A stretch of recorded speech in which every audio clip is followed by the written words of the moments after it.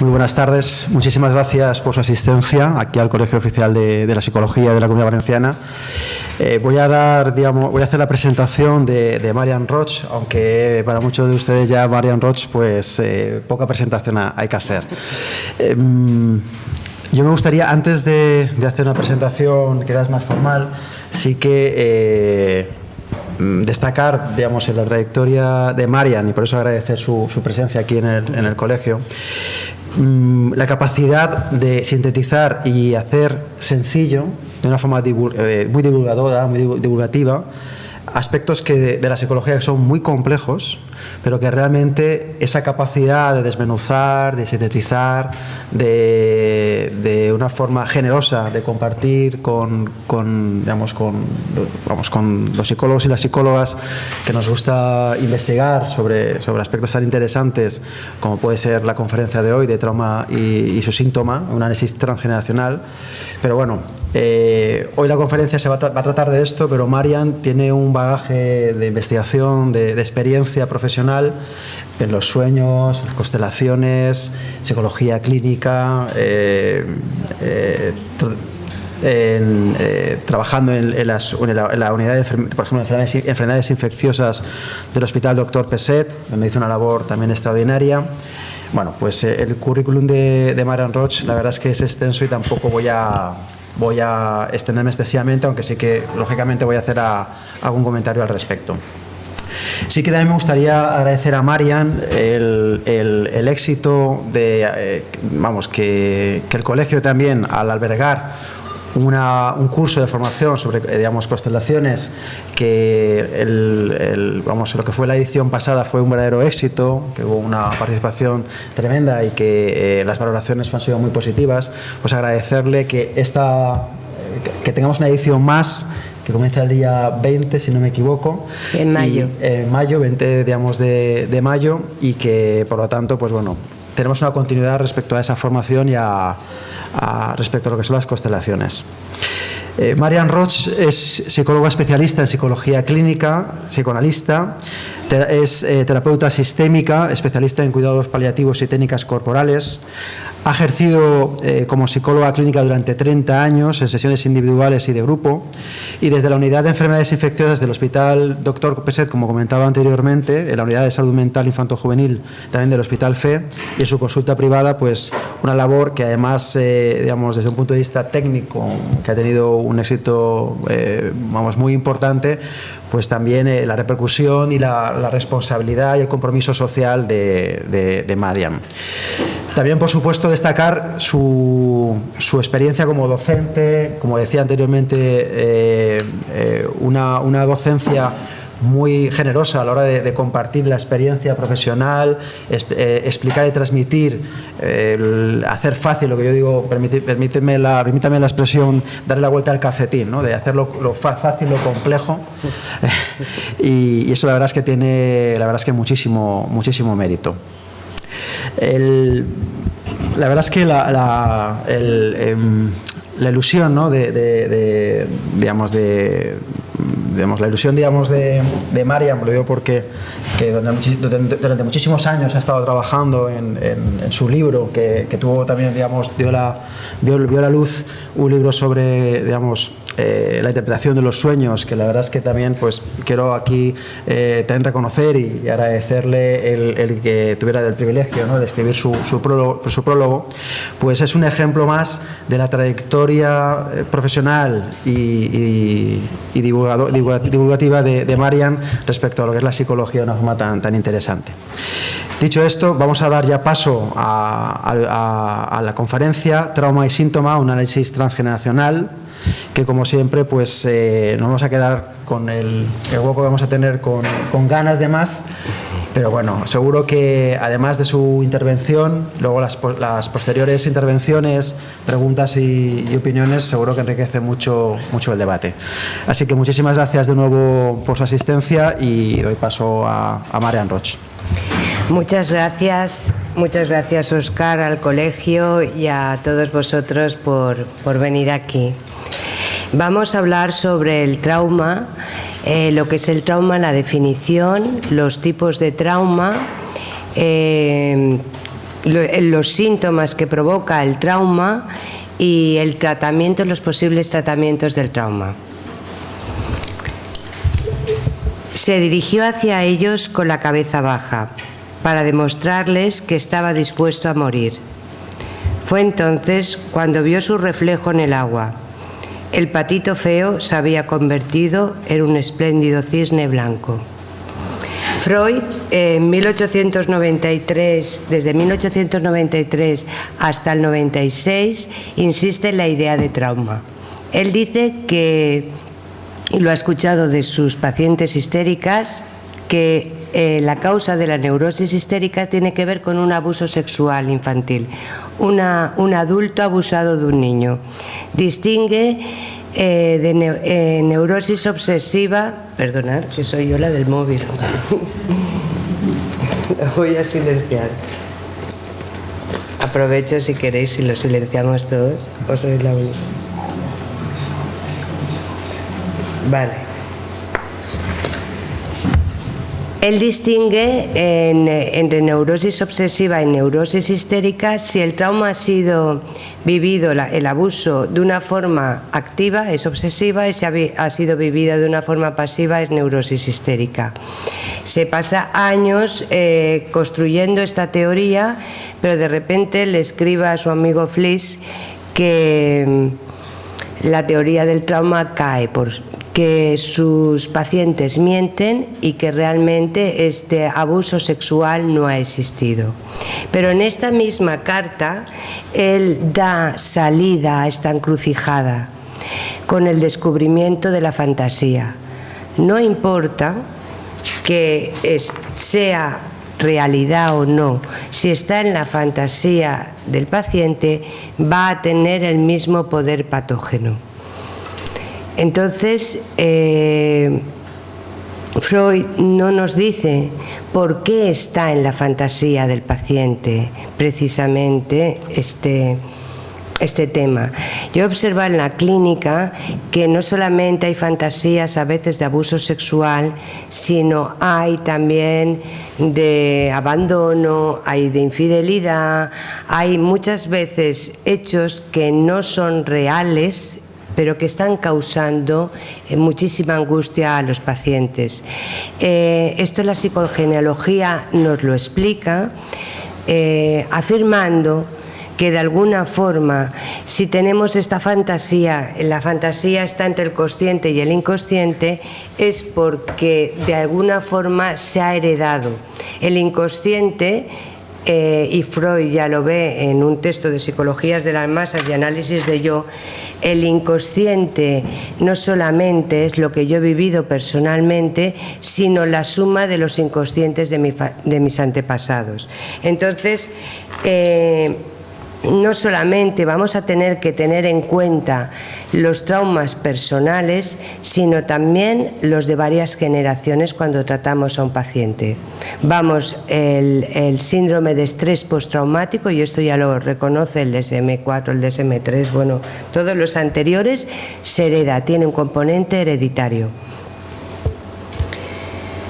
Un día el pequeño Mitchell consiguió escapar del sótano al que le arrojaba su padre después de pegarle.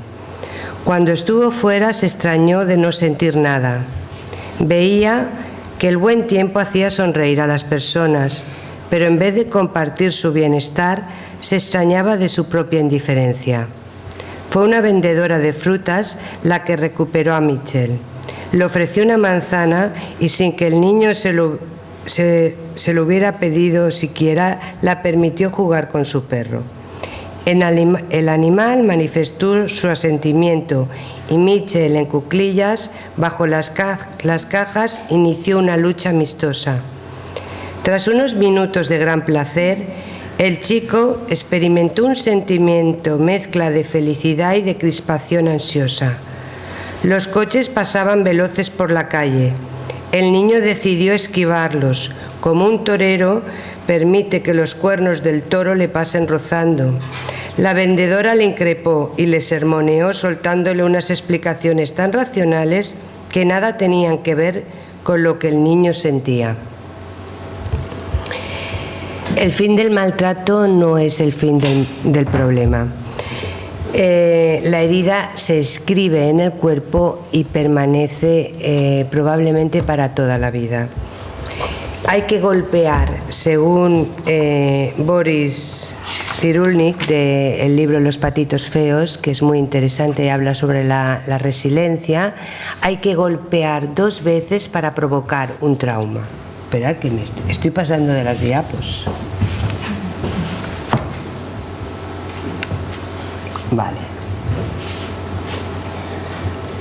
Vale, detrás de todo trastorno psicológico importante, y esto es súper importante para la clínica, existe un trauma. Y si no lo sabemos, no vamos a poder, se pueden aliviar los síntomas, pero realmente no se resuelve el problema. Y conforme más tiempo pasa, más problemas pueden haber. Que los síntomas aparezcan y desaparezcan. Vale. El primer golpe es el que se recibe en la realidad. Y el segundo golpe es la parte cultural, la parte simbólica, lo que ocurre después del trauma. El apoyo que se ha recibido, el apoyo que no se ha recibido. Lo que se dice, cómo se criminaliza a veces a la víctima o se identifica con el perpetrador. Entonces, para tratar el primer golpe, habrá que tratar el cuerpo, los síntomas, y se requerirá una cicatrización. Pero para tratar el segundo golpe, habrá que cambiar la idea que se tiene del hecho ocurrido.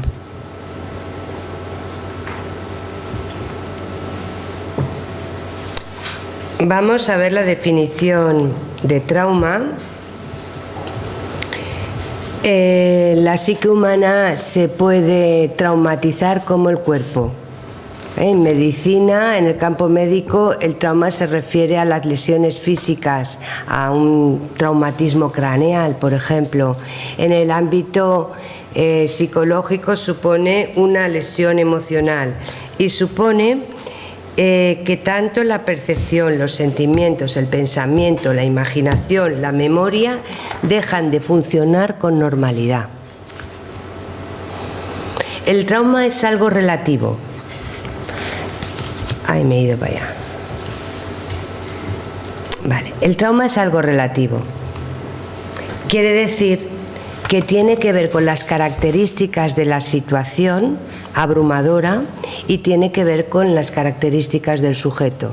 Lo que puede ser traumático para mí, a lo mejor para otra persona es divertido o es un deporte de riesgo, ¿vale? Entonces, mi capacidad de lidiar con lo que acontece va a ser lo que provoque o no un trauma.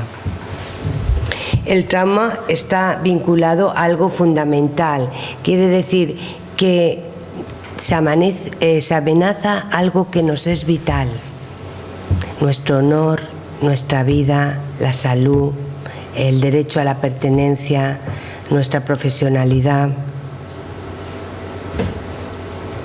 Opera básicamente en el ámbito de nuestras emociones, provoca sentimientos extremos, estar a merced de alguien, el desamparo, la pérdida de control, el darse por vencido. La experiencia del trauma tiene un efecto duradero en el cuerpo y en la psique, es decir, puede ocurrir ahora y aparecer dentro de años la sintomatología. Y las consecuencias, por lo tanto, de las experiencias traumáticas tienen una influencia muy prolongada.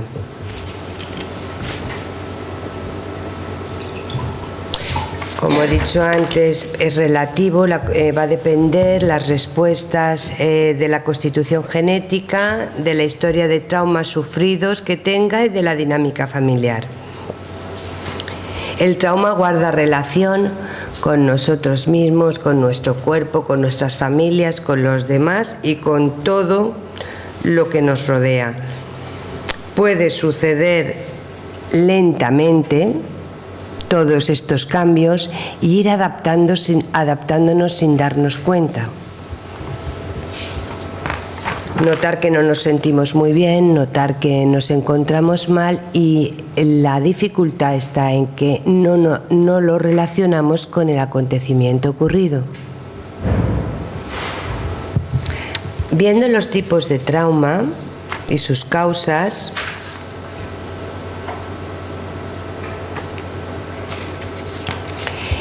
como ya he dicho antes, la primera clasificación podría ser entre el trauma vivido personalmente, una experiencia personal, y el trauma sistémico, que es decir, que mi abuelo participase en la guerra civil. Pues bueno, se está teniendo muy en cuenta, y la idea de trauma realmente se pone de moda sobre los años 70, 80 por la guerra del Vietnam. Entonces se empiezan a hacer investigaciones sobre esto y a tomar interés en lo que ocurre. Sin embargo, no tenemos en cuenta, por ejemplo, las repercusiones de la guerra civil aún en los pacientes que nos llegan a la consulta. Entonces, que mi abuelo haya vivido un bombardeo, que haya estado encarcelado, va a repercutir en mí. Entonces, dice Peter Burkin que nos va a afectar más de una dinámica de trauma, y tenemos que tener en cuenta en el tratamiento todos los traumas posibles a la vez, no olvidarlos. Nos va a afectar más de una clase de heridas. Si un niño pequeño, esto lo dice Peter Burkin, si un niño pequeño fue dejado por sus padres con los abuelos durante largo tiempo, es muy probable que desarrolle un trauma de apego. Si además su madre fue huérfana, puede que a la vez el trauma de ella esté influyendo en él. Ambos traumas tienen que ver con el tema del abandono, lo que abre una nueva y más amplia dimensión sistémica. Si después su pareja pone fin a la relación, se abre en esta persona afectada un profundo abismo. En un caso como este es necesario tener presente en el proceso terapéutico tanto la situación actual como la situación de infancia y también la historia de la familia. ¿Vale? Entonces, no tiene por qué ser el trauma una catástrofe importante. Ahora lo vamos a ver con los tipos de trauma. El caerse de una bicicleta puede ser también una causa de trauma.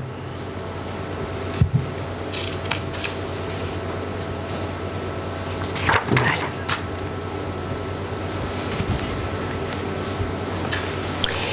Otra clase, a ver, vamos a ver. Eiko Ikayama, una ama de casa que cumplirá 41 años, estaba preocupada. Su hijo Yuta, de quinto de primaria, es maltratado en el colegio por sus compañeros. Aunque diga que lo maltratan, parece ser que no le llegan a golpear. Lo más habitual es que los compañeros le ignoren o que le acusen de cualquier problema que surja. No me maltratan, insiste Yuta, pero a Eiko le duele en el alma ver a su hijo tan solo y triste. A Yuta le gusta el béisbol, pero sus compañeros no le invitan a jugar, así que al regresar del colegio se va solo al parque a jugar, a tirar la pelota contra la pared. Este es un texto de La ley del espejo, un libro que para el bullying yo creo que es muy interesante, que yo se lo recomiendo mucho a mis pacientes, se lee muy fácil, es de Yoinonori Noguchi, es un japonés, y también es un libro en donde al igual que en las constelaciones familiares creemos que la causa del problema está allí y te hace un giro de 180 grados. En este libro te muestra esto con una intervención terapéutica por teléfono de 2 o 3 sesiones de este terapeuta japonés con una paciente, ¿no? Y es muy interesante, es sencillo, pone un ejercicio también en que muchas veces yo utilizo para trabajar con mis pacientes. El bullying otro de los problemas del trauma es que se olvida. Es decir, provoca amnesia, provoca olvidos frecuentes y muchas veces se olvida. Yo estoy haciendo una tesis doctoral sobre el tema de los sueños y del trauma, o sea, cómo en los sueños me viene información tanto del trauma sistémico como del trauma personal. Entonces, el problema es que muchas veces yo detecto los síntomas del trauma en la consulta, porque ahora veréis que es un abanico de síntomas impresionante, pero no se recuerda ningún hecho traumático. Tengo elaborado un cuestionario para recoger todas las posibles causas de trauma. Hay que pasar este cuestionario de forma muy cuidadosa porque podemos retraumatizar a alguien intentando averiguar. Esa es otra de las dificultades del trauma. Y yo también os invito ahora, conforme me vaya metiendo y hablando de síntomas o de hechos, que voy a hablar de tipos de trauma, que si alguna cosa os hace boom, pues la respiréis. Quiero decir, porque muchas veces tenemos olvidado que no me gustaba ir al colegio.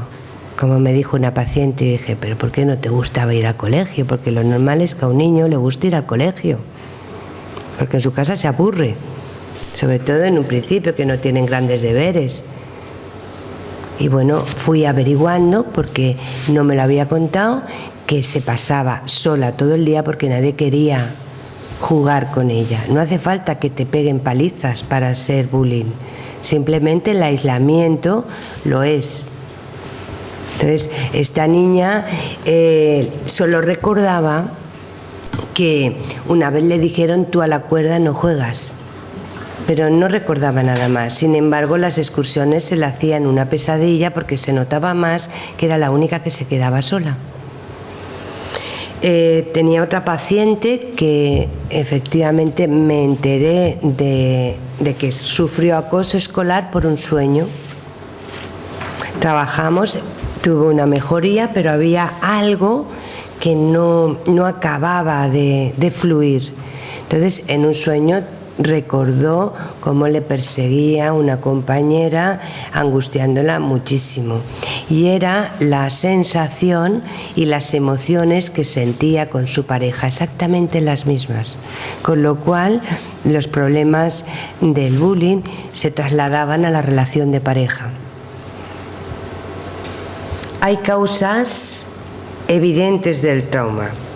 Peter Levine tiene un libro muy interesante que es Sanar el trauma. Tiene otro que es El tratamiento del trauma. Y ahora veremos de forma una pincelada de cómo trabaja él, ¿vale? Entonces él también habla de otra forma de clasificación de traumas. Los evidentes, pues la guerra, el abuso infantil, el descuido, la traición o el abandono durante la infancia, ¿no? Y tengo pacientes que están verdaderamente dolidos porque dicen, es que no me atendían.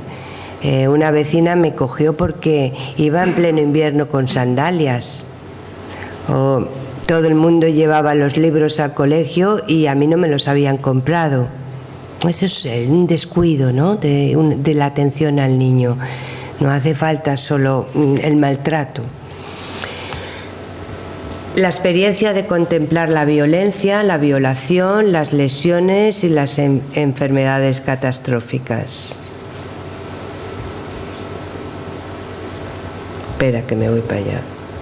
Y los menos evidentes. Creía que tenía una... Sí, no solamente es sufrir la violencia, sino el verla, ¿vale? Yo me puedo traumatizar por presenciarla. Menos evidentes, accidentes automovilísticos. Esperad que me he perdido. Vale. Accidentes automovilísticos menores, procedimientos médicos y dentales invasivos, caídas, otras llamadas lesiones menores, desastres naturales, enfermedades. Es decir, cuando hay un latigazo cervical en un accidente de coche, parece que no, pero puede ser traumático. Hay los niños que, por ejemplo, en mi época estaba muy de moda quitar las anginas, se hacía en vivo y se ataba al niño y se ponía un aparato gigante para abrirle la boca forzado. Estos procedimientos o usar el uso de éter también provocan traumas, puede provocar traumas. En los adultos el examen pélvico es otro tipo de intervenciones médicas intrusivas también. Las caídas o lesiones menores, si son en ancianos o en niños, pueden también provocar trauma. Enfermedades, como he dicho, sobre todo si provocan fiebre alta o envenenamiento temporal. Quedarse solo, sobre todo si son niños o bebés. La inmovilización prolongada, pues de escayolas, de corsés, de aparatos para corregir las piernas. Y la exposición a calor, frío, extensos. También la tensión o un parto difícil. Aquí Peter Burkin añadiría que es muy importante y no solemos tener en cuenta los hechos que acontecen antes del nacimiento, durante el tiempo que mi madre está embarazada de mí. Entonces, hay acontecimientos que pueden provocar heridas, como la pérdida de un embarazo anterior, un intento de aborto, la indecisión entre el aborto o la continuación del embarazo, la situación de amenaza para la vida de la madre o del niño, el rechazo del embarazo por parte de la madre, el abandono de la madre por parte de su compañero, un duelo de la madre por un pariente próximo. Muchas veces la madre está embarazada y murió su propia madre a la vez, o estuvo enferma y la tuvo que cuidar. El desempleo, la guerra, la pérdida de la patria, la pérdida de un gemelo. Hay muchos embarazos que son gemelares y se pierde uno. Ahora se sabe por las ecografías, pero antes no se sabía. Y desde luego un parto difícil. En el parto difícil no solamente sufre la madre, sino también sufre el niño. Hay otra clasificación de traumas que son de vínculo, existencial y de pérdida. Los traumas de vínculo, que es cuando el niño es pequeño, son de la infancia, pueden ser también de la adolescencia, cuando la madre está emocionalmente inaccesible, pues bueno, tiene una depresión o está en un duelo. Lo que hemos dicho, que la madre, esta clasificación es de Franz Rupert, que también tiene un libro que se llama Trauma, Vínculo y Constelaciones Familiares, que es muy interesante y se lee de forma muy amena. La madre o el padre descuida, rechaza o odia al hijo. Los padres pertenecientes a un grupo marginal o la inmigración. La inmigración en muchas ocasiones es muy dura y es muy dura la adaptación. El abuso sexual, el maltrato, el acoso escolar. Los traumas de pérdida, existencial primero, como hemos visto, las catástrofes naturales, los terremotos, los incendios, las inundaciones, las tormentas. Lo digo porque no hace falta que toméis notas, lo voy a colgar en la web. El colegio graba la sesión, entonces lo puedo colgar, y si queréis puedo colgar también el texto. Y os lo bajáis, no hay ningún problema. Entonces, darme unos días y lo cuelgo. Como trauma existencial están los accidentes, los ataques terroristas, la guerra, asaltos violentos, secuestros, violaciones, diagnóstico de una enfermedad grave, intervenciones quirúrgicas.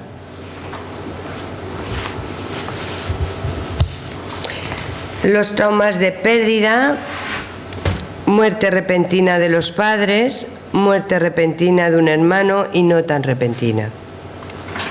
Muerte repentina de una pareja amada, pérdida de un hijo, muerte de un ser querido. Podemos incluir la mascota, muchas veces es traumático. Cuando ocurre un trauma, y se trata, ahora veremos con las constelaciones familiares, es muy importante revivir con mucho cuidado la situación para no traumatizar, no retraumatizar, porque acercarse a un trauma ha de ser desde la distancia, porque puede volver a desencadenar todos los síntomas. Entonces, es curioso porque en muchos momentos cuando ocurrió algo, el niño, cuando uno es niño, se encontró completamente solo. Ese es el segundo golpe. O sea que la protección o el cuidado que tenía que haber tenido no lo tuvo. Entonces, puede ser que el gato sea el único apoyo que tuvo. En un caso, un niño contaba que era la gallina, una gallinita que tenían y que se cogía a su gallina con la que hablaba y se consolaba.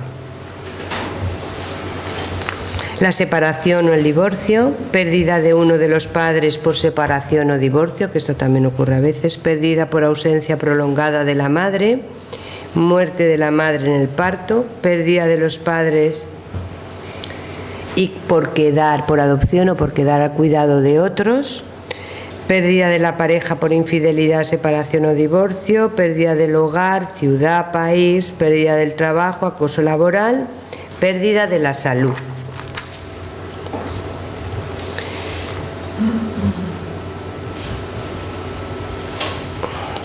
Leonore Ter distingue dos tipos de trauma.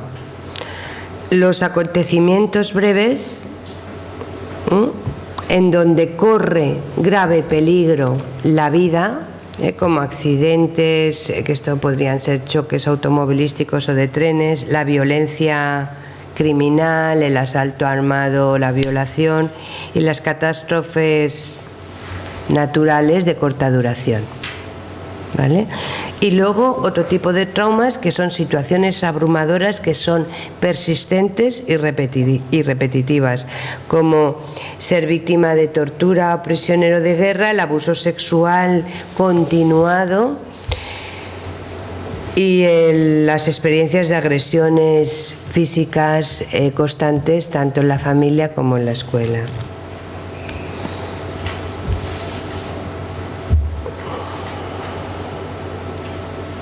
En la segunda parte son acontecimientos que pueden durar años. Otro tipo de distinción de tipo de trauma es quien padece el trauma y quien es testigo del trauma. Los bomberos, los policías, los psicólogos que intervienen en catástrofes pueden traumatizarse. Estaba el otro día hablando con un compañero que trabaja en la carretera, que me pasó esta foto, y que me dijo, es impresionante, no puedo ir a ningún entierro, no puedo ver ningún muerto.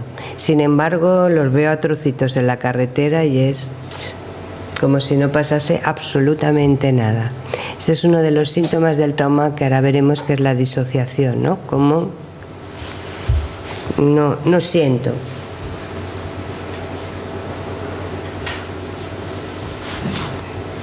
Si ocurre naturalmente el acontecimiento o si son provocados por el hombre. ¿Os acordáis el accidente de los Alpes que estrelló aquel avión?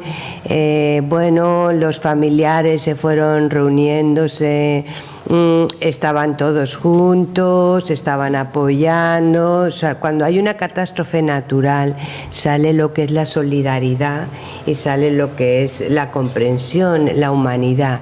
Sin embargo, todo eso se perdió en cuanto se supo que el piloto había sido el que había estrellado el avión. Cada uno hizo ¡buah! Y volvió a su sitio incapaz de digerir el acontecimiento. Se traumatizaron de nuevo, sobre todo porque lo había provocado una persona, no era algo natural.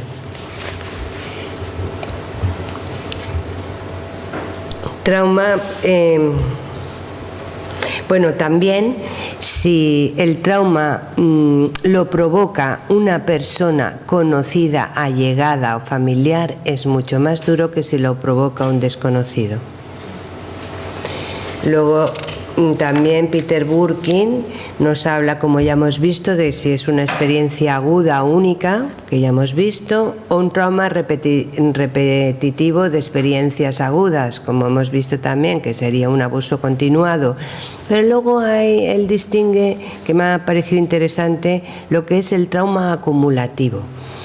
Este trauma acumulativo parece ser que no tiene demasiada importancia en la familia, es aceptado y parece algo normal, pero es un goteo de descuido, un goteo de crítica, un goteo de insulto.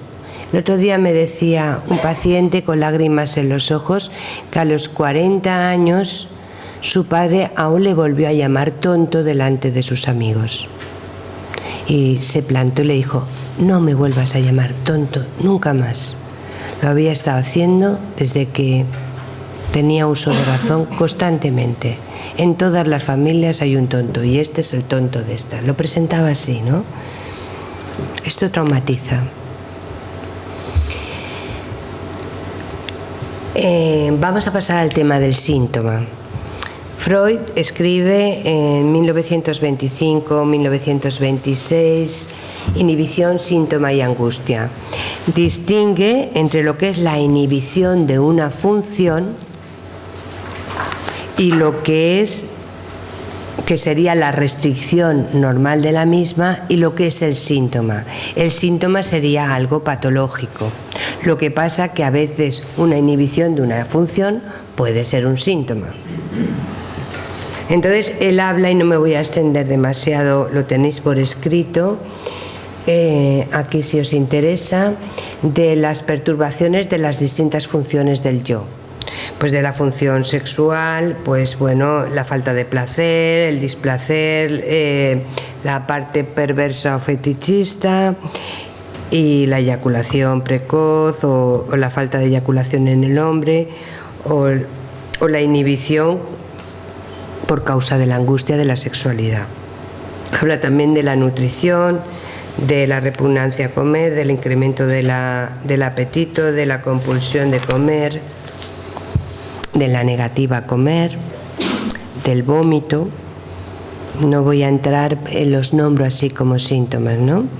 De la locomoción, de la parálisis. A veces en aquellos tiempos la histeria era verdaderamente espectacular, con unos síntomas que no podían andar o tenían funciones realmente muy reprimidas. O también la inhibición de la capacidad de trabajo, como disminución del deseo de trabajar, o hacer un defectuoso trabajo, o tener reacciones como vértigos, vómitos por tener que ir a trabajar. Realmente cualquier función puede ser inhibida o puede provocar un síntoma. Lo importante del síntoma es que es una señal. El síntoma nos está diciendo algo. El síntoma hay que escucharlo. El síntoma es una manifestación del inconsciente. Freud descubre el inconsciente con los actos fallidos, que muestran la necesidad de ocultar un deseo, con los olvidos. Los olvidos no son casualidades. Cuando se trabaja en consulta, yo lo enseño en los cursos que doy, no debéis de dejar pasar un lapsus, aunque no sepáis lo que es, hay que señalarlo, porque a lo largo de la sesión se le encuentra el sentido al lapsus. Los sueños son manifestaciones del inconsciente y, por supuesto, los síntomas.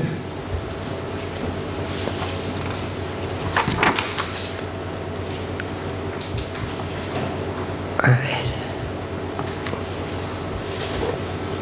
El trauma entra en el cuerpo y provoca una gran variedad de síntomas. Los efectos del trauma son demoledores. Provocan dolor físico, muchos síntomas, enfermedades y muchas veces comportamientos autodestructivos y adicciones. Pero, como vuelvo a decir, de donde enfermamos también sanamos. Normalmente las personas quieren que le quiten la molestia del síntoma, pero tienen mucho miedo a mirar la causa del síntoma. Y si no se mira, no hay posibilidad de sanación. Los primeros síntomas, los que se dan más próximos al trauma, serían la hiperactivación, puede ser física y puede ser mental. Un aumento del pulso cardíaco, sudor, dificultades para respirar, sudor frío, cosquilleo, tensión muscular. Y mentalmente, pues pensamientos repetitivos, aceleración mental, preocupación. A veces no sabemos por qué nuestra cabeza va como una moto. Esto es un síntoma. La opresión también es un síntoma. La opresión se siente en el pecho, se reducen también las percepciones, se altera la respiración, la tensión muscular, la postura. Es como la respuesta que yo tuve al trauma se sigue repitiendo como si el trauma acabase de ocurrir, de alguna manera. Otro síntoma importantísimo que os he comentado, ¿no?, es la disociación y la negación. O sea, nos protege la disociación de quedarnos abrumados. Entonces, es necesaria para poder sobrevivir, pero luego también es la causa de no poder sanar el trauma. Entonces, en un momento necesitamos disociarnos. Hay muchas personas en consulta que te están hablando de dramas bestiales y están con una cara de seta que dices, pero bueno, ¿sabes? No concuerda en absoluto el acontecimiento que te están narrando con el aspecto emocional que transmiten, ¿no? También suaviza el dolor, la disociación. Para poder soportar una violación constante, una niña por su padre, tiene que disociarse, si no, no sobrevive.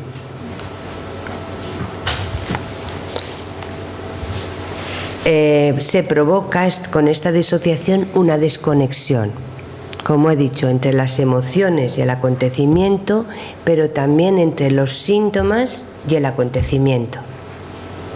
De ahí la dificultad, que vuelvo a insistir en tratarlo.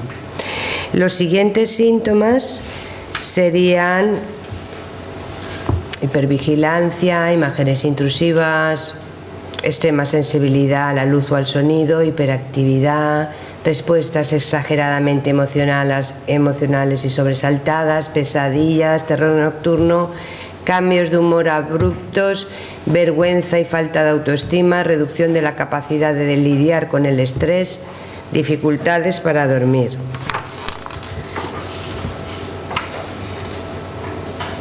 Vale.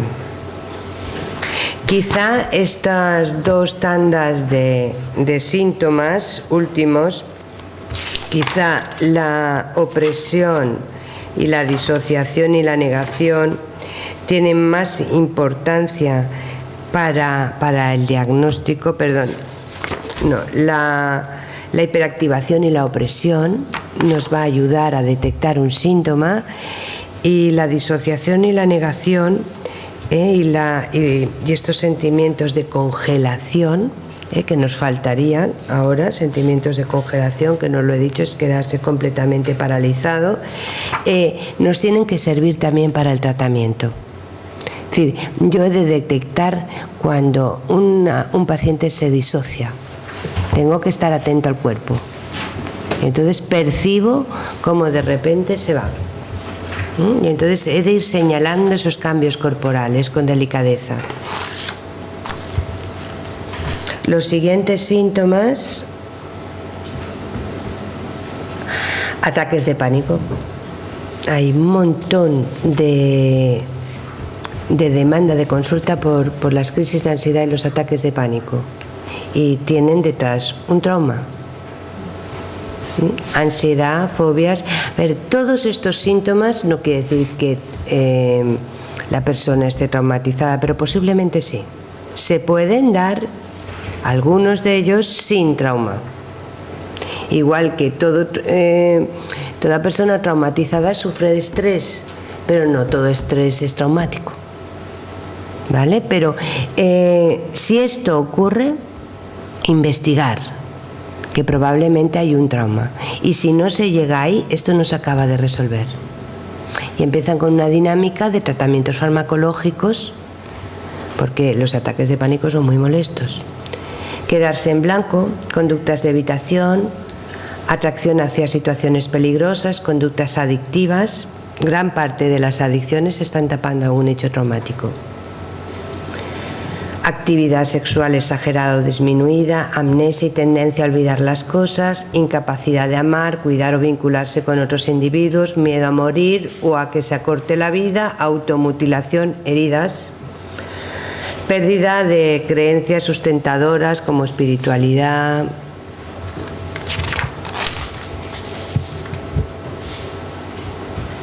Las siguientes, que se desarrollan con más tiempo: timidez excesiva, respuestas emocionalmente amortiguadas, incapacidad de asumir compromisos, fatiga crónica, problemas del sistema inmunitario y problemas endocrinos, enfermedades, dolor crónico, fibromialgia, asma, desórdenes de la piel, problemas digestivos, síndrome premenstrual severo, depresión y sentimientos de desgracia inminente, sentimientos de desapego, alienación, aislamiento, reducción de la capacidad de formular planes. Estos síntomas pueden ser permanentes o pueden ir y venir. Pueden aparecer a lo largo del tiempo, pueden de repente aparecer por una situación de estrés, pueden volver a aparecer si algo me recuerda al hecho traumático. Y pueden estar ocultos durante años. Y además se presentan generalmente en grupo, no aparece uno solito. Y sobre todo están poco conectados con la experiencia original del trauma. Hay otro síntoma que es muy interesante, que es la compulsión a repetir. Se da menos, pero es un síntoma muy potente que Freud ya descubrió. Por ejemplo, pues bueno, en el caso de las prostitutas, a lo mejor que han sido abusadas sexualmente, o los exhibicionistas, es como un intento de repetir lo que me ocurrió, como un intento de sanarlo, ¿no? Entonces Freud descubre esto en un libro que se llama Más allá del principio del placer, donde él descubre la pulsión de muerte y se da cuenta, por ejemplo, cómo los niños repiten el juego de ir al dentista, o de cosas que les han sido dolorosas y traumáticas, y que una y otra vez repiten jugando este acontecimiento. Yo tengo pacientes que es impresionante cómo, una y otra vez se exponen y les violaron. Una paciente en concreto le violaron, pero conforme voy hablando con ella, ha tenido un montón de intentos de violación, una cosa impresionante. O sea, se expone o se relaciona con gente inconscientemente en la que está a riesgo de volver a repetir una y otra vez el acontecimiento traumático. Tengo otra paciente que es impresionante los accidentes que tiene en su sistema, de todo tipo. Accidentes de tráfico, pero accidentes con muertes, con amputaciones de piernas, con caídas de andamio. Todo su genograma está lleno de accidentes de forma impresionante. Estas cosas no son casualidad. O también recuerdo otra paciente adoptada que no paraba de provocar el abandono en las personas con las que se relacionaba. La abandonaba a los novios, o una de dos, elegía personas que tendían también a abandonar, o les montaba tal pollo que al final acababan abandonándola. Y repetía una y otra vez su sensación de ser dada en adopción de alguna manera. Estas repeticiones se pueden ver como un intento de solución. Cualquiera de estos síntomas, y todos ellos, como he dicho, pueden suceder independientemente del tipo de suceso que sea, del tipo de trauma que sea. Vamos a hablar un poquito sobre el tratamiento del trauma y quiero no alargarme mucho y no ser pesada para que podáis hacer preguntas. Vale. Buda nos enseñó que el sufrimiento forma parte de la condición humana y solemos intentar evitar las situaciones dolorosas. Lamentablemente, así no podemos encontrar la sanación. Debemos descubrir por qué estamos sufriendo y mirar dentro de nuestro sufrimiento. Nuestro sufrimiento suele ser el resultado de cómo lidiamos en el presente con el efecto de sucesos pasados. O sea, realmente lo que nos provoca mayor sufrimiento es lidiar con lo que pasó atrás. El sufrimiento puede ser transformado y sanado. La curación también, y la capacidad de curación, es algo innato en nosotros.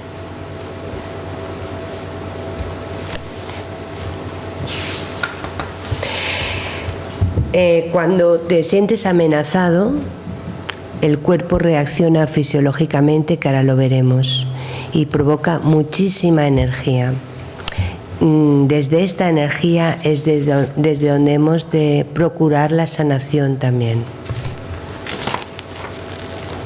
Como he dicho, a raíz de la guerra del Vietnam empiezan las investigaciones del trauma, y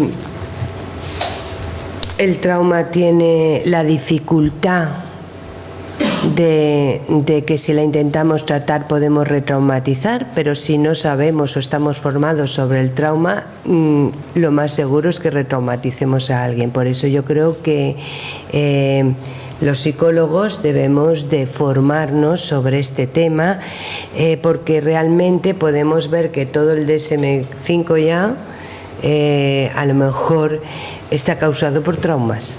Es decir, la gran mayoría de las personas que vienen con angustia a nuestra consulta probablemente tienen un hecho traumático en su vida y, por supuesto, en su sistema.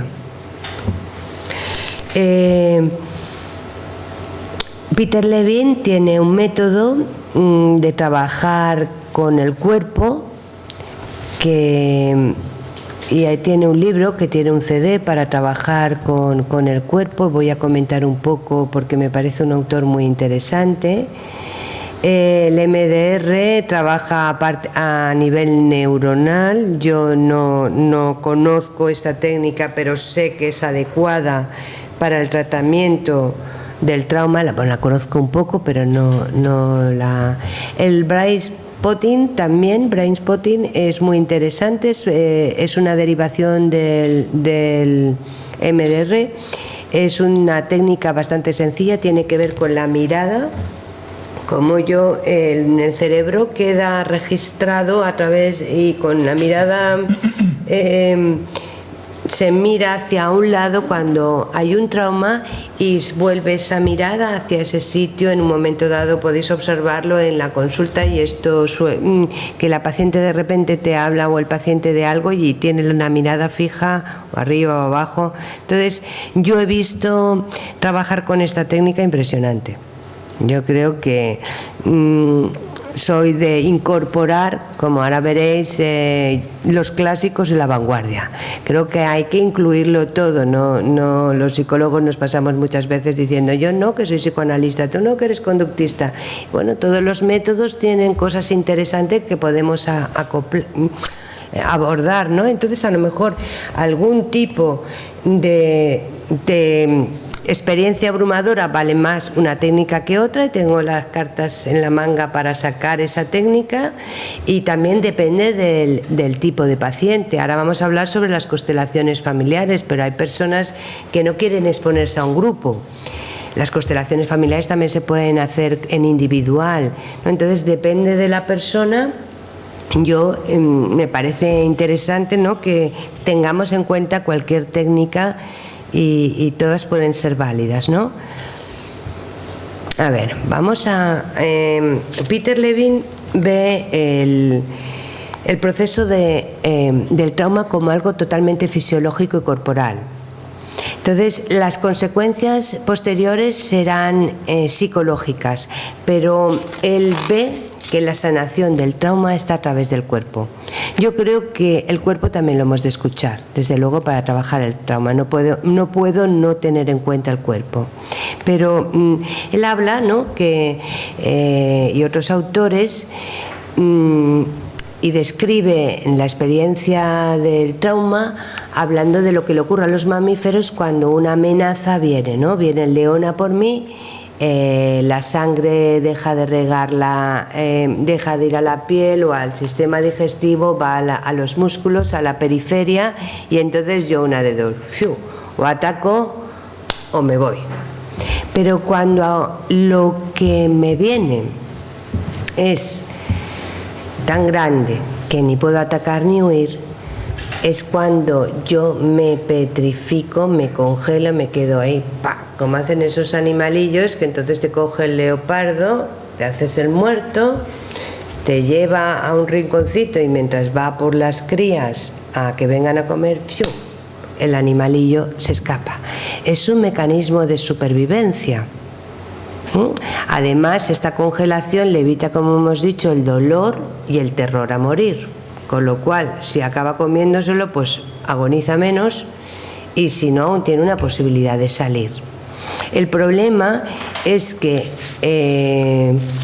los animales no tienen mente racional, nosotros sí. Hay un resto de energía que queda en el sistema nervioso que a nosotros nos impide recuperarnos de ese exceso de energía. Es decir, es como la situación de una mujer que ve a su hijo aprisionado en el coche y es capaz de levantar un coche de 1 tonelada. ¿Vale? La adrenalina, las hormonas empiezan a funcionar, la adrenalina va a tope, la cortisona también, y ella es capaz de levantar el coche. La situación del hijo es diferente. Genera la misma energía y angustia para petrificarse.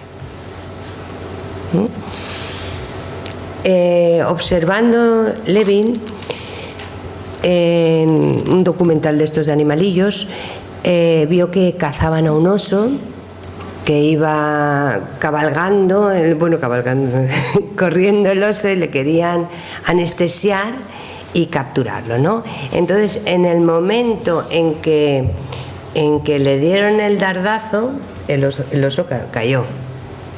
Y observó que tenía unos temblores, que los temblores acababan moviendo las patitas o las patazas, y que luego hacía unos resoplidos potentes. Entonces, lo que se dio cuenta es que esos movimientos que parecían así espasmódicos eran una carrera completamente coordinada. O sea, el oso acabó su carrerita de huida y soltó la energía que le sobraba. El problema del trauma es que se ve que tenemos dificultad en soltar esa energía de alguna manera. Esta es la teoría de Levine, me parece muy interesante, y realmente la gran mayoría de los autores están y piensan que hay algo en el sistema nervioso que queda, es una herida que queda para siempre, que cicatrizarla no es fácil, que tiene que ver con el cuerpo, y para Levine, de donde enfermamos, y para casi todos los autores, es de donde debemos de sanar. Entonces hay que volver a atravesar esa energía. Lo que pasa es que es muy escandalosa, y entonces generalmente nos da miedo. y lo rechazamos. Entonces, por eso cronificamos de alguna forma el sufrimiento. Creo que os lo he contado más o menos todo. Él insiste en que hemos de recuperar esos recuerdos corporales para poder descargar esa energía extra, ¿no? Y que en esos movimientos espasmódicos y en ese resoplido está la solución. Propone un método de 12 sesiones o algo así, con un CD, que ya os digo, no lo he podido hacer porque no me pareció oportuno, no tenía tiempo a hacerlo en el coche, no me diese un patatús. Entonces, pero me han dicho que es muy interesante, y su teoría, yo he leído un par de libros de él, me parece que es como para tener en cuenta, ¿no? Las constelaciones familiares, ya ha dicho Óscar que hicimos un curso el año pasado, el Colegio de Valencia es pionero en esta técnica. ¿Conocéis más o menos aquí todos lo que son las constelaciones? ¿Podéis levantar la mano para que sepa un poco quién las conoce? Bueno, pues hay gente que no. Va a tocar por explicar un pelín, porque iba directamente a hablar de la práctica, pero a lo mejor tengo que... Las constelaciones familiares es una técnica muy novedosa, muy vanguardista. Ya digo, el año pasado hicimos un curso, este año vamos a hacer otro de formación en constelaciones que se hará en mayo, el 20 de mayo empieza. Y bueno, no es una técnica que en sí sea conveniente para tratar el trauma, pero sí que se puede tratar el trauma como una ayuda puntual a través de las constelaciones. ¿Por qué? Porque las constelaciones son una intervención puntual. Yo sí que lo hago o utilizo esta técnica también en la consulta, es decir, porque se puede hacer con muñecos, ¿vale? No con personas solo. Entonces, un trauma requiere ser tratado a lo largo del tiempo. Es verdad que antes decíamos, los psicoanálisis son larguísimos, pero había algo de razón en eso.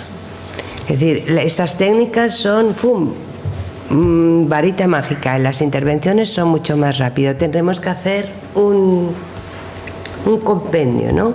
Yo puedo hacer intervenciones puntuales con las constelaciones familiares, pero posiblemente de retomar al paciente y hacer un seguimiento, ¿no? Entonces, para trabajar las constelaciones familiares, explico brevemente, ¿vale? Se trabaja en grupo, se fundamentan en que todo sistema humano es un sistema y funciona como un todo, no solamente la familia, sino cualquier grupo humano. Entonces, hay una serie de leyes que rigen los sistemas.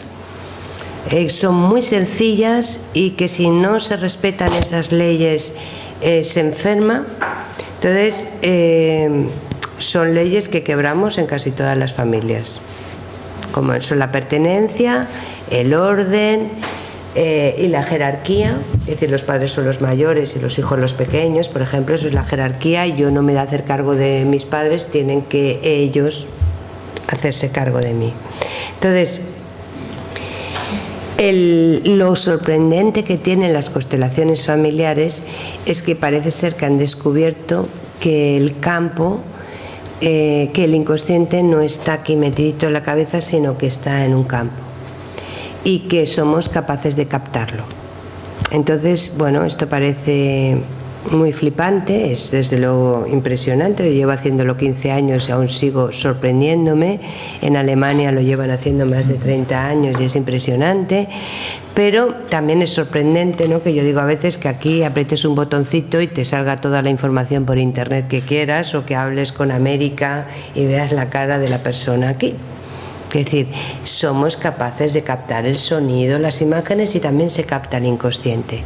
Entonces, se trabaja en grupo, las personas que participan pueden ayudar a representar a los parientes de la persona que constela, y lo sorprendente es que cuando le digo elige a tu padre y a tu madre, ¿no? Y tú te sientas aquí conmigo, estas dos personas que las ha elegido al azar y que no le conocen de nada, se comportan como su padre y como su madre de alguna manera. Dicen a lo mejor las frases que dicen habitualmente sus padres, o si están muy amorosos se juntan, y si se llevan a matar se separan rápidamente. Es algo sencillo, no es algo así espectacular, pero es un método terapéutico impresionante, porque tú puedes desplegar, ver dónde está el desorden, ver dónde está el trauma y ordenar. Porque hemos dicho además que el trauma puede ser sistémico, y con las constelaciones familiares puedes entrar a varias generaciones aunque no estén vivas. Es decir, puedes mirar abuelos, bisabuelos, hasta 7. Pero para tratar el trauma en las constelaciones tenemos que tener en cuenta una serie de medidas concretas. Lo veremos también en el curso, pero para las personas que sí que conocen las constelaciones, pues me gustaría puntualizar un poco. Lo primero es que tú en la constelación tienes una entrevista muy breve con el paciente. Ahí no nos interesa el discurso, igual que en la individual. Sí, nos interesa que brevemente describa su causa de angustia. ¿Vale? Entonces, en esa demanda, nosotros hemos de captar y saber reconocer si hay un trauma. Este sería uno de los puntos que hay que tener en cuenta para trabajar el trauma en las constelaciones familiares. Desde luego, conocer y tener formación sobre lo que es un trauma, dosificar la intervención, hacerla mucho más lenta para que se pueda integrar, no se puede correr, y modificar el marco y el formato de la constelación. ¿Cómo detecto que hay un trauma? Un comportamiento disociado. Hemos comentado ya que es importante y se ve cuando nos habla en la entrevista sobre algún suceso que ya es traumatizante, si detectamos algún síntoma, y a veces dos cosas: o una reacción emocional potentísima que yo tengo que pararle un poquito, hacerle respirar, que tome cuerpo esa emoción antes de intervenir, o al revés, hablar de algo catastrófico como si pasase una mosca, no se ajusta. Las etapas del tratamiento de un trauma pasa como las etapas de elaboración de un duelo. No quiere decir que cada etapa se cumpla, sino que voy y vuelvo durante todo el proceso por una etapa y otra. El marco de la intervención terapéutica tiene que dar seguridad. Bergelinger, que es el descubridor de las constelaciones familiares, por ejemplo, vale la pena verle. Yo lo he visto varias veces y me he formado también con él. Pero la última vez que fui había 1000 asistentes. Pues bueno, no es cuestión de salir ahí y exponerte a decir si has tenido un abuso sexual. Es decir, el trauma requiere una intimidad y un entorno que te dé seguridad para poderte exponer a los demás, que te dé estabilidad, que el ritmo, vuelvo a decir, sea pausado y que yo esté en contacto con la persona de alguna manera. Si ha sido violado tal, a lo mejor el contacto, y sobre todo si es de un hombre, no lo va a aceptar demasiado. Se lo puedes decir. Y si tú no puedes, para que se sienta acompañado, decir que entre alguien del grupo que a lo mejor es amigo suyo. Y si no, el toque, el contacto corporal suele ayudar. Y además yo así veo si está tenso, si se relaja, si hay que estar fijándose todo el rato en el paciente, no solamente en los representantes y en lo que se desplaza en la constelación.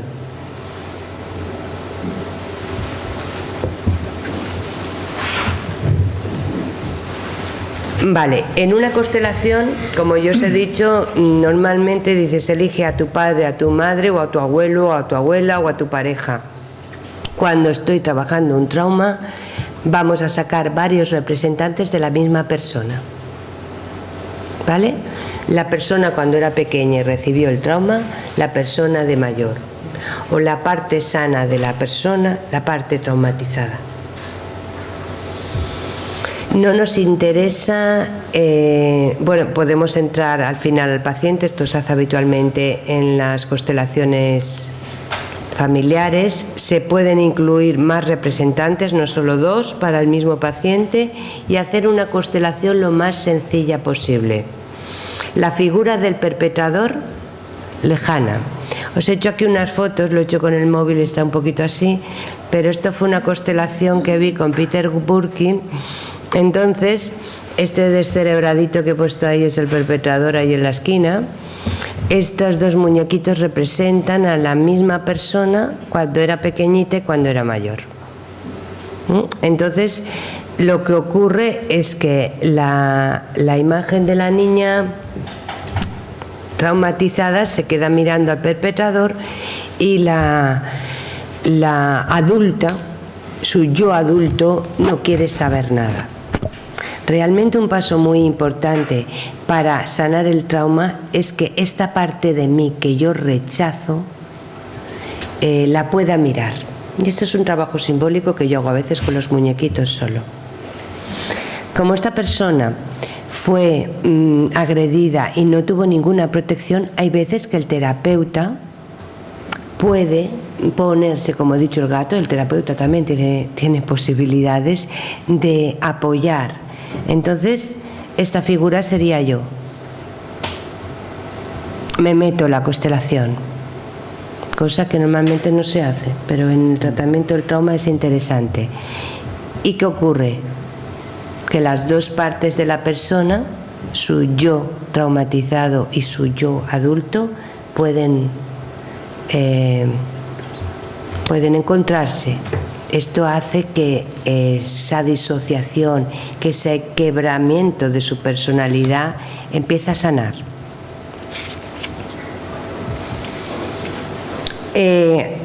Acabo ya, no quiero, he dicho, pero quiero nombraros, este es Rupert, Franz Rupert otra vez. Bueno, esto ya creo que más o menos, y si no en las respuestas, en las preguntas os lo digo. Mirar, habla de personalidades parciales, ¿vale? Entonces se nos parte el yo de alguna manera, se nos quiebra el yo. Entonces aquí tendríamos las partes supervivientes, las partes traumatizadas y las partes sanas. En una constelación enfrentaría a estas distintas partes y además tendría que hacer que elijan representantes, que distinguir en la demanda qué parte del paciente me está hablando. Si la parte que se protege y que solo quiere que le quite los síntomas, porque esto hay que tener cuidado. Uno de los abandonos, por muy bueno que seas, de la terapia es que intentes tocar el trauma, porque quiero que me cuides, pero no me molestes, no me toques. ¿Vale? Entonces está bien saber en qué parte, con qué parte de la persona estoy tratando.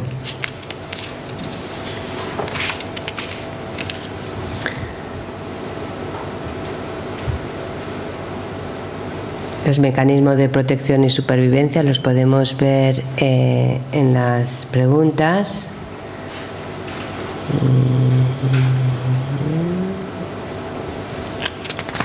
Y luego, bueno, pues insistir en que el trauma, a ver, sí. Es que quiero ir rápida y me pierdo por no hacerlo demasiado largo. Así, exacto, que las personas afectadas reaccionan con los síntomas como si acabase de ocurrir exactamente igual, que que yo quiero y voy a todo tipo de terapeutas para que me den una explicación racional, pedagógica de mis síntomas, pero no quiero tocar el trauma, y que el trauma provoca una ceguera. Esto es tremendo. O sea, la misma ceguera que hace que yo sea sobreprotector con mi hijo, porque estoy horrorizado de que le pase algo, porque tengo la angustia de la guerra.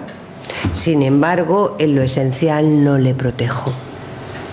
Aquí tenía una parte donde hablaba del vínculo, pero si queréis lo dejamos para las preguntas, cómo un padre o una madre traumatizados van a criar a un hijo y provocar un trauma de simbiosis. Es decir, cómo ese hijo se va a identificar con las partes, ahí va a poner aquí, con las partes traumáticas de los padres o las partes que sobreviven, las defensas, en vez de con las partes sanas. Y cómo esto va enlazándose y haciendo traumas transgeneracionales. ¿Vale? Entonces, simplemente concluir con que la psiquiatría tendría que observar que graves trastornos que acaban en psicosis o en síntomas muy graves pueden ser provocados por traumas de simbiosis de familias que además eligen parejas también traumatizadas, que siguen traumatizando a los niños, y que entramos en una cadena donde hay varias generaciones traumáticas. Entonces, lo dejo aquí porque sí, creo que no hay que agotar, pero sí que si queréis, pues bueno, podemos hacer una ronda de preguntas, ¿sabéis? De cualquier tipo. Aunque os parezcan evidentes.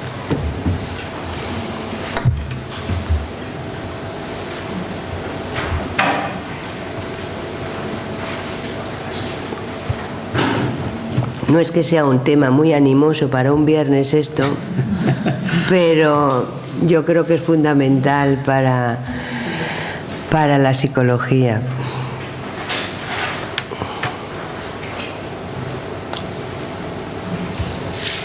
Sí. Si pudiera hacer un poquito más de cómo introduces el muñeco que te representa en la constelación. ¿Qué movimientos haces? ¿Qué tipo de preguntas a la persona o qué tipo de afirmaciones? Pues directamente, en este caso, se saca primero a la persona en la edad donde sufrió el trauma, a la persona en la edad adulta, como he visto, si queréis lo vemos, al perpetrador, se le saca luego y bueno, ahí me meto yo, te voy a dar un susto. ¡Ay, quieto! ¡Quieto ahí! Y le suelto algún taco si hace falta, me estaba saliendo ya, pobre Óscar. Es decir, lo dejo en la esquina, acto seguido. De ahí no te mueves, no sales, porque bueno, aquí está así. El representante era... imponía, solo movía los brazos de una forma bestial. El pobre chico que hacía de perpetrador también, o sea, no lo podía evitar. Pero terapeuta lo dejas en la esquina, te plantas ahí. Acto seguido, la persona que estaba así completamente petrificada, la representante de la niña, completamente petrificada, con los pies así, decía, sé que va a venir y no me puedo mover, hizo ¡fuah! Solamente entrando yo. Y entonces, acto seguido, esta se pudo girar. Entonces, eso a veces lo hago en la consulta también. Aparte del contacto corporal, saco un muñequito y digo, esta soy yo, estoy a tu lado. Cuando alguien se ve solo, se ve... Y entonces...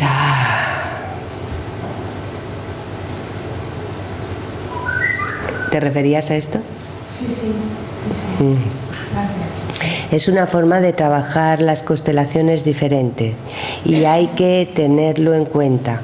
Es decir, porque hay mucha gente, las constelaciones están de moda y hay mucha gente que las utiliza y hay que tener cuidado, porque es un instrumento terapéutico muy potente y yo puedo retraumatizar sin querer, si no tengo conocimientos de lo que estoy tratando. Entonces, una constelación de este tipo la he de hacer en un entorno cuidadoso y he de hacer a lo mejor un pequeño movimiento. Ha de ser sencilla, no necesito ahí esparramar un montón de personajes y armar lío al paciente. Con hacer un pequeño movimiento es suficiente. ¿En qué casos se puede retraumatizar a la persona? Habría que hacerlo muy mal, ¿no? Me imagino. Oh, qué va. En todos. El problema del tratamiento del trauma es ese. O sea, el desconocimiento puede provocar. Es como no distinguir una psicosis. Hay que saber de clínica y distinguir. Yo en los cursos trabajamos esto porque tú puedes provocar un brote psicótico, ¿sabes? Haciendo que el paciente llegue a sitios donde no está preparado para llegar. ¿Vale? Es igual que cuando viene alguien y te dice tiene una adicción, quítasela, o te trae una madre o un hijo. Cuidadín con las adicciones, porque está tapando a veces una estructura psicótica o están tapando un trauma. Entonces no puedo quitar una adicción así como así. Recuerdo cuando trabajaba con toxicómanos que la heroína es el mejor neuroléptico. Igual dejaban el consumo y habían brotes psicóticos. Y a veces yo, que era muy purista, decía, no, acababa recomendando metadona porque aquello era la mejor medicación. Ya, yo insisto sobre el tema de Sí. Mientras no pregunten más, tú da color. Perdona, no sé, igual hay otras personas que quieren hablar, pero... Que se animen, que se animen. A ver, es que oigo muchas veces, estoy oyendo últimamente a bastantes personas clínicas, ¿no? Decir esto de la retraumatización y que hay mucho, pero no oigo cómo se puede retraumatizar, o sea, no, nadie me explica de qué forma o en qué casos o en qué ejemplos A ver. saber cómo puede una persona, si estás haciendo una labor profunda en la que, bueno, le estás dando la... Te voy a poner un ejemplo, muy bien. En las constelaciones familiares, y además con este tema, y así para Bert Hellinger, la sanación pasa por tomar a la madre principalmente, tomar a los padres, ¿vale? Pues bueno, ahora piensa que el padre es un abusador y que la madre lo consintió o miró para otro lado. Tomar a los padres es traumático. Quiero decir, y esto lo dice Peter Burkin y me parece un detalle que avanza sobre Bert Hellinger, y lo están diciendo otros autores. Solo puedo tomar a los padres desde la distancia, porque acercarme puede ser traumático. En un caso de abuso, pero puede ser en un caso más sencillo. Quiero decir, entonces, el que yo haga en la misma constelación honrar al padre o a la madre puede ser traumatizante. Si yo trabajo un trauma sistémico donde reconcilio víctima y perpetrador, no siempre se puede reconciliar y no hace falta que tengamos todos un final feliz de gloria y gloria, aleluya, dándose todos abrazos. Es decir, esto es otra cosa que hay que ver, que a lo mejor en una constelación simplemente, si es algo pasado de la guerra civil, puedo incluir al perpetrador y esto sana, pero en una constelación de un trauma personal, cuidadín con el perpetrador, porque retraumatiza a la persona. Entonces, a la hora de hacer esto hay que tener muchísimo cuidado, porque yo he de mirar que de repente la paciente que está aquí y le he de avisar, si te disocias, sobre todo si eres psicóloga, vas a ver, yo trabajo con muchos psicólogos, avísame, y entonces paras y vuelves, mírame, respira, vuelve aquí. No puedo trabajar el trauma en un umbral excesivo de emoción o de disociación. Solo puedo estar aquí en medio, ¿vale? Si no, retraumatizo. Vuelvo a provocar. Es como que aquí quedan las emociones, ¿vale? Y yo funciono. O sea, yo tengo el hecho traumático y una parte mía hace ¡yup! Ahora, viene un estímulo por aquí y esto hace ¡pa! Sin saber por qué y sin asociarlo.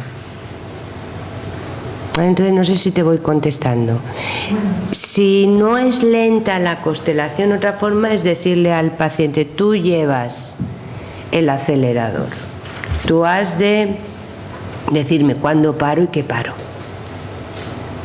Pero realmente se lo dices eso para tranquilizarle, porque realmente una persona cuando está en esa situación y así traumatizada no lleva el control. Pero tú se lo dices, le tranquilizas y has de estar atento a que hasta aquí no puede ver más. Claro, no sé si hacer una reparación de escenas o alguna cosa de esta sería normalmente suficiente, ¿no? Para que la persona... Hacer consciente, digamos, esta conexión neuronal. Estos síntomas, este estímulo que provocan estos síntomas, tienen que ver con aquello que ocurrió. Eso es una forma de empezar a hacerlo, pero lo he de hacer desde la distancia. ¿Sabes? No todo el mundo se retraumatiza igual, pero lo he de hacer desde la distancia. Mira, yo en el cuestionario que he elaborado sobre el trauma también pongo los síntomas. No puedes imaginarte cuando una persona le pregunto seguidito si ha sentido sensación de abandono, o sea, empiezan a emocionar, ¿sabes?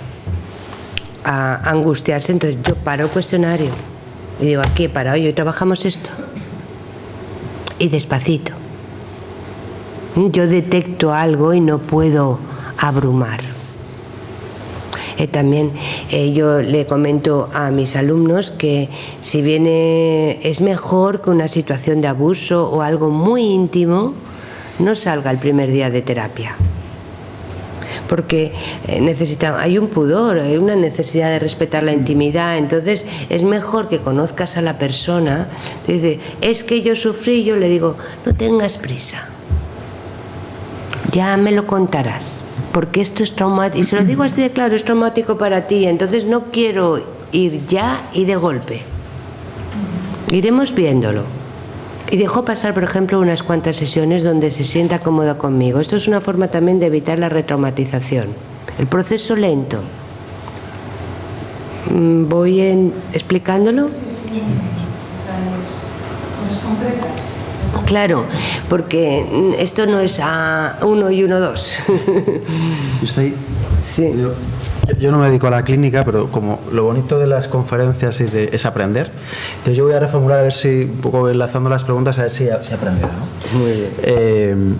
Yo creo que lo que Marian, como he interpretado yo, que quiere decir retraumatizar, creo que la conferencia ha hablado de dos fases, ¿no? Dos momentos del trauma. Uno, el momento en sí, el hecho en sí que genera el trauma, y luego la segunda parte, que es más simbólica, que efectivamente que va a toda la parte cultural y el símbolo y la interpretación que tú haces de ese trauma que realmente existió.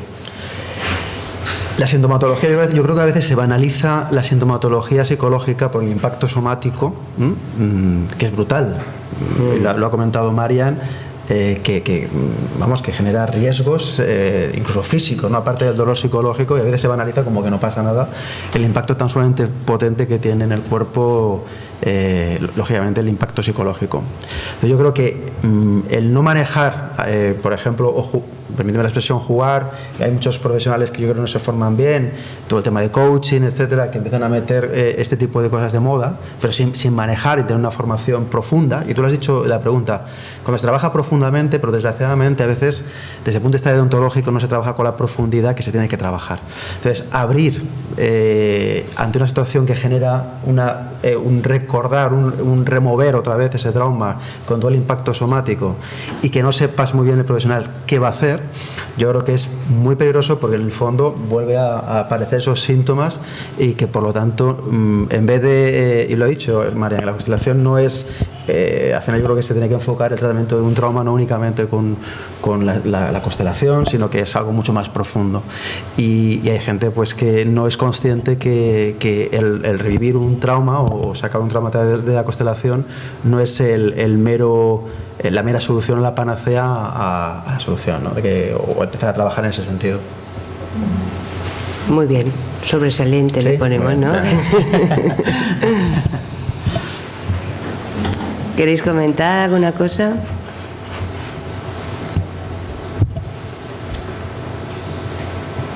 Yo creo que es una muy buena oportunidad, teniendo aquí a Marian.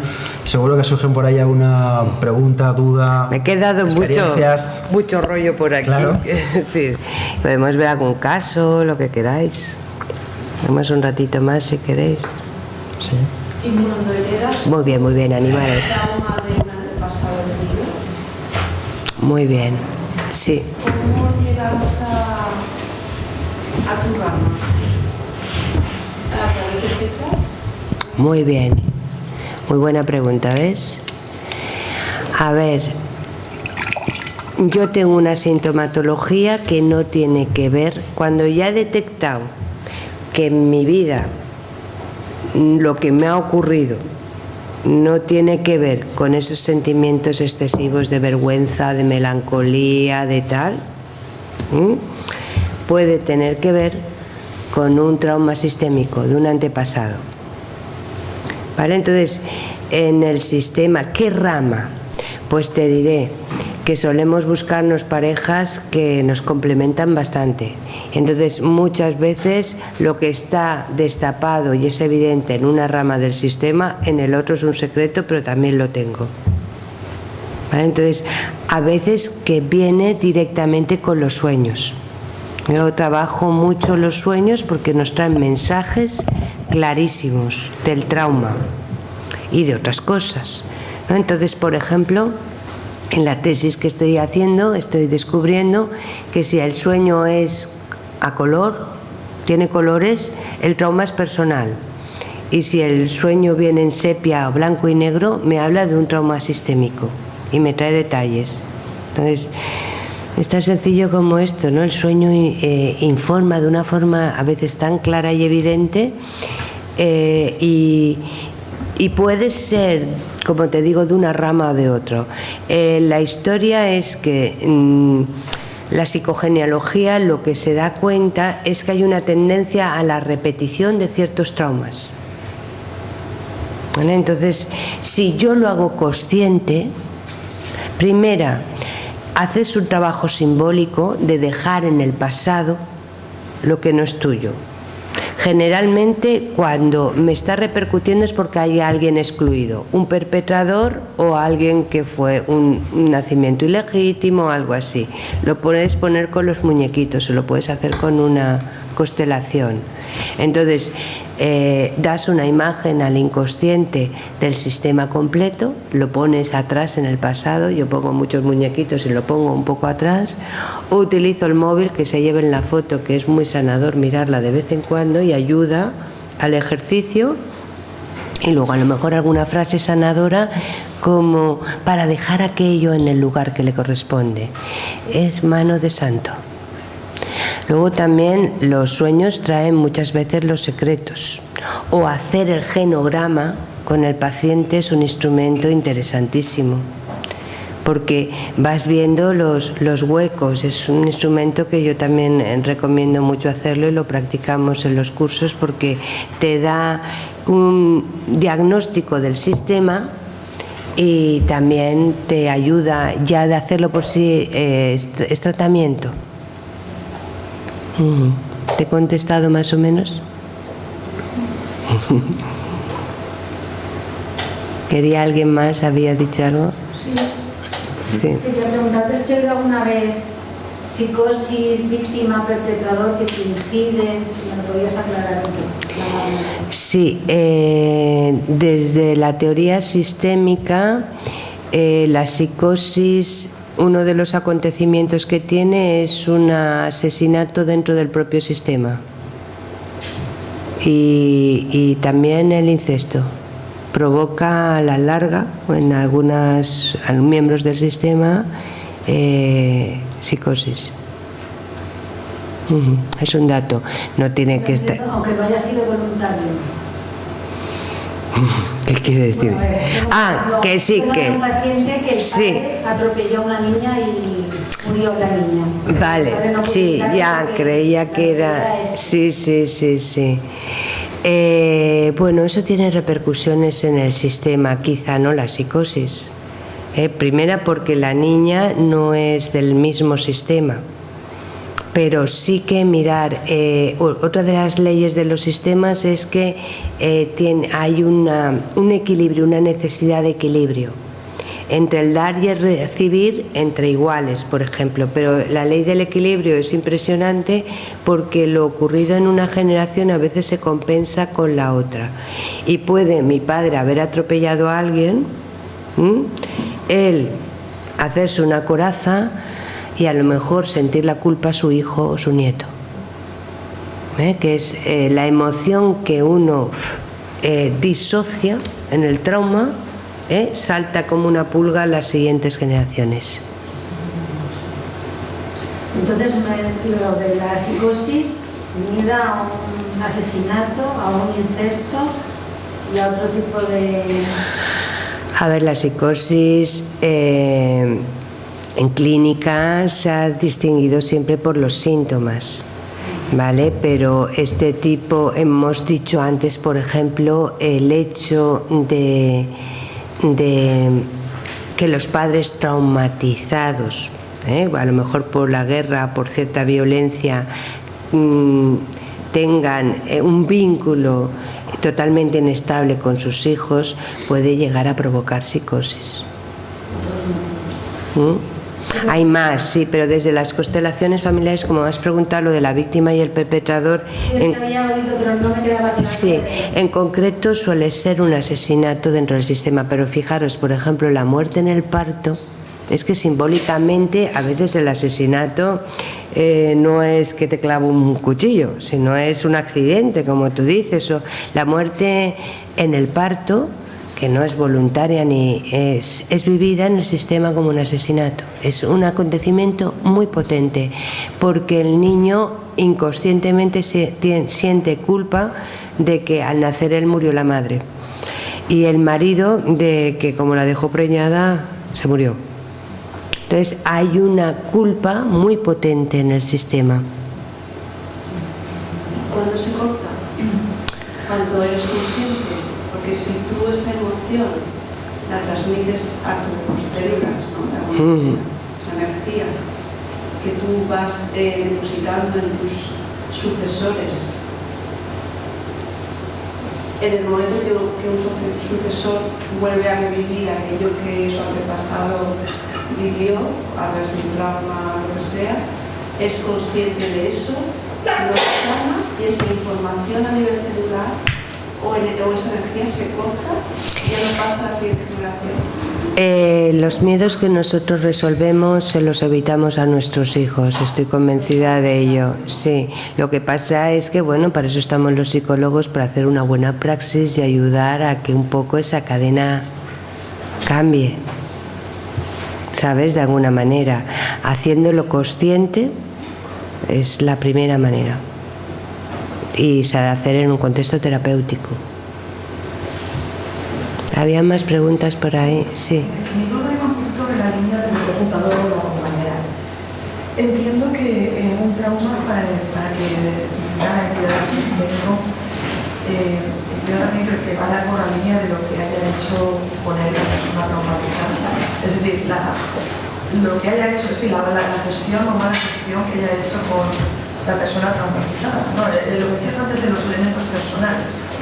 Un ejemplo, mi abuelo estuvo 3 años en la guerra civil, nunca expresó trauma, no transmitió trauma, porque decía que lo habían vivido de una forma como muy happy, porque eran muy ignorantes. Esa era su teoría. Nosotros éramos muy ignorantes y como éramos muy ignorantes, pues ya está. Entonces realmente, en ese sentido, aunque estuviéramos 3 años en la guerra y tal, me da la sensación de que hizo una buena gestión del trauma. Lo disoció. Sí. Es un ejemplo, es genial. Claro, por eso quería que hablaseis, porque eso es disociar. Y disociar es necesario para sobrevivir. Cuidadín con cómo hago que la persona deje de disociar. Estamos todo el rato hablando con un arma de doble filo. Claro, el abuelo pudo sobrevivir, pero cuidadín, porque esa culpa no vivida y esa angustia no vivida salta de alguna forma a la siguiente generación.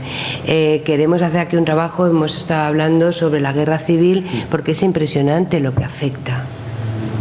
¿Sabes? Entonces, lo normal es que un hombre que vive cosas aterradoras haga ¡fum! Y además, pues bueno, luego muchos bebían, luego, ¿sabes?, podían maltratar, luego porque han vivido muchísima violencia. O dicen, es que no expresaba los sentimientos. Los padres, los abuelos decían, los hombres nos quejábamos mucho, es que les cuesta expresar los sentimientos, bueno, porque los tienen bien congeladitos. ¿Sabes? Sí, es necesaria la disociación para sobrevivir. El problema es la cronificación de esto. Pero los factores de personalidad y de la resiliencia que tuviera esta persona sí que sería un amortiguador, ¿no?, del trauma sistémico. A ver. Esa es mi pregunta. No, es un amortiguador para él. Para el sistema no. Lo que yo creo es que a él le ha servido, pero hay algo que ahí no está elaborado. Por eso me llega. ¿Entendéis? Es decir, si yo solo me quedo agarrada a mis partes sobrevivientes, protectoras, estaría ahí el abuelo, no estoy en la parte sana. ¿Y si se agarra las partes sanas? Sí, claro, eso es. Claro. De hecho, luego en la guerra de Vietnam se dan cuenta, intentan trabajar con los soldados que vuelven, pero es que con los que vinieron de la guerra civil nadie trabajó. Es decir, ¿saben? Los pobres no. Y encima luego hubo muchas represalias, por un lado y por otro, que es decir, y gente que perdió todo, y gente que tuvo que irse del país, o gente que luego fue encarcelada o que fue antes. Entonces, para mí no está resuelto en la gran mayoría de los casos y nos va a llegar a la consulta de forma indirecta o nos afecta personalmente, porque aquí todos tenemos antecedentes, ¿no?, de esta guerra. Sí. Por ejemplo, hay una persona que tiene un trauma, tiene los síntomas de un trauma, pero no sabe, por ejemplo, es un abuso, no recuerdo o algo así, ¿no? Y llega a una constelación. ¿Y cómo es el procedimiento? ¿Cómo es la tarea ahí del mediador en discutir, de sacar a toda la familia, o sea, para ver quién es el abusador? ¿Cómo es en un periodo tan corto de tiempo que sale a ver cuál es el trauma de la constelación? A ver, es mejor en la constelación no intentar resolver todo en una tarde y resolver solo un aspecto. ¿Vale? Esparramar mucho, va a buscar, indagar, suele marear. Entonces es muy interesante cómo el campo te da la información. Esto es un trabajo fenomenológico y un poco tú vas captando lo que la persona necesita en ese momento y está dispuesta a ver. Es difícil decir esto, pero en consulta pasa un poco igual. Cuando vas teniendo tablas y captas a la persona, percibes rápidamente hasta dónde está dispuesta a digerir o puede. ¿Vale? Entonces, en una constelación a lo mejor te vienen con un problema de pareja. Y tú tiras para atrás y percatas, y los representantes perciben un abuso. Lo que pasa es que cuando es un secreto, es tan impresionante que hasta todo el mundo se calla, no dice demasiado. Se percibe, pero no se pone demasiado en evidencia. Entonces, si es de atrás, es menos traumatizante para la persona. Un trauma sistémico es muy adecuada a las constelaciones familiares para trabajarlo. La dificultad está en el trauma personal, porque puedo retraumatizar. Es decir, en el trauma sistémico yo no me voy a retraumatizar de algo que le ocurrió a mi abuelo. Puedo aliviarme, generalmente, y resolver algo que me está afectando y que está lejos, es más fácil. Entonces, si es el trauma personal, ya he dicho la forma, ¿no?, de averiguarlo, o de trabajarlo, y yo lo he de poder detectar antes. Eso tiene que ver con la experiencia clínica. Tengo que tener seguridad y darle un contexto seguro al paciente. No puedo decir, voy a ver aquí qué hay, a ver si encuentro algo. Normalmente las constelaciones trabajan las relaciones. Con mi madre, con mi padre, con mis hermanos, una ruptura de hermanos, cosas así. Y tú puedes trabajar eso. En el trauma estamos hablando de la relación mía conmigo. Entonces, el campo es como que me va indicando y yo he de saber observar. Eso es lo que hacemos en el trabajo, en el curso, despertar los sentidos y la intuición, porque fijaros, es muy importante que nosotros nos formemos, los psicólogos, pero para hacer un trabajo así luego me he de olvidar de todo lo que sé y trabajar cuerpo a cuerpo con el paciente. Así es como tenemos olfato clínico. Si estoy pensando demasiado en dónde estará esto, dónde estará lo otro, me pierdo. Si yo tengo una comunicación de inconsciente a inconsciente con el paciente, que se puede tener, os lo aseguro perfectamente, y me entreno en eso, sé exactamente lo que tengo que hacer. Requiere ciertas tablas, porque el paciente se pone a hablar, ¿no? Y a veces me angustio, ¿qué le haré? ¿Qué no le haré? Y va a pagar 50 euros, ostras, ¿y yo qué hago? Pues hay que aguantar la angustia y dejar que su inconsciente me dé las pistas, porque esa persona tiene la solución. Yo no la tengo, ni la he de buscar.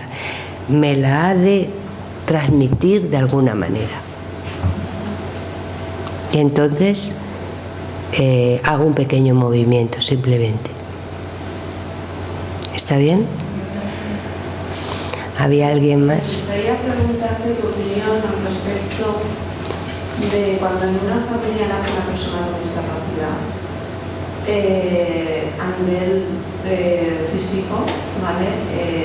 Lleva una serie de complicaciones, de enfermedades.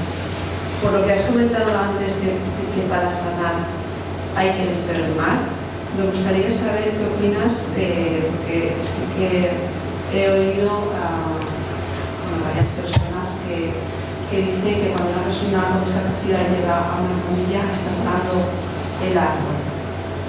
Sí, es impresionante. Sí, muchas veces se hace cargo. Y los demás se alivian porque se hace cargo el otro. El psicótico alivia bastante para no ser psicótico yo, que sea el hermano o el primo mejor. ¿Sabes? Efectivamente. Sí. La historia es aceptar a esa persona como es. Es decir, yo he venido a constelaciones donde me ha dicho, quiero constelar a mi hermano que es psicótico disminuido psíquico. ¿Vale? Entonces, bueno, lo que voy a constelar ahí, lo saco, es principalmente la aceptación de esa persona por su hermano.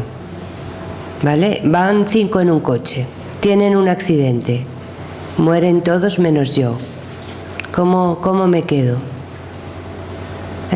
Agradeciendo que bien, qué suerte he tenido, estoy vivo, o sintiéndome culpable por estar vivo y mirando a los muertos. Entonces, cuando hay alguien enfermo en la familia, el problema es que en vez de dar las gracias porque yo estoy bien, yo estoy fuerte, yo tengo salud, y honrar a mi hermano disfrutando yo de la vida, me siento culpable. Entonces, cuando yo hago una constelación y veo a estas personas en la constelación son fortísimas y se hacen cargo, son los que miran a los muertos, son los que se están comiendo el trauma sistémico, pero quieren estar ahí. ¿Sabes? Entonces, el resto de la familia a lo mejor lo tiene que aceptar. ¿Te respondo? Sí, quería saber tu opinión. Sí. Yo quería saber en el tema de la disociación, ¿vale? Porque se ve muchísimo. ¿Cómo se corta para que una persona deje de estar disociada? Porque hay algunas personas que sí que lo saben y como es cómodo, no quieren mirar al trauma. Ya. Entonces, no sé. Pues, a ver, lo primero que tienen que hacer es querer, cariño. Quiere decir, nosotros no podemos salvar a la humanidad. Cada uno ha de querer salvarse él. Por ejemplo, hay gente que dice, es que yo me siento mal y tengo los picos de estrés o de ansiedad, según algunas, pues les recuerdan al trauma, pero, o sea, aunque son conscientes de que se disocian, quieren que tú les ayudes a como canalizar el trauma, pero sin mirarlo. No Sí. entienden Hay que ir poco a poco. Quizá lo que tienes que tener es ninguna prisa. ¿Sabes? Ir poco a poco. Conforme haya transferencia, que se llama, que es la buena relación, tú puedes ir de la mano. Y ir mostrándoselo poquito a poco. Pero si ya lo reconoces, un paso. ¿Vale? Si ya lo asocia con el trauma, es un paso importantísimo. Bueno, pues muchísimas gracias. He traído algún libro mío, os voy a hacer un poquito de publicidad, se lee muy fácil. Incorpora la teoría freudiana y la de las constelaciones y lo he hecho bastante ameno.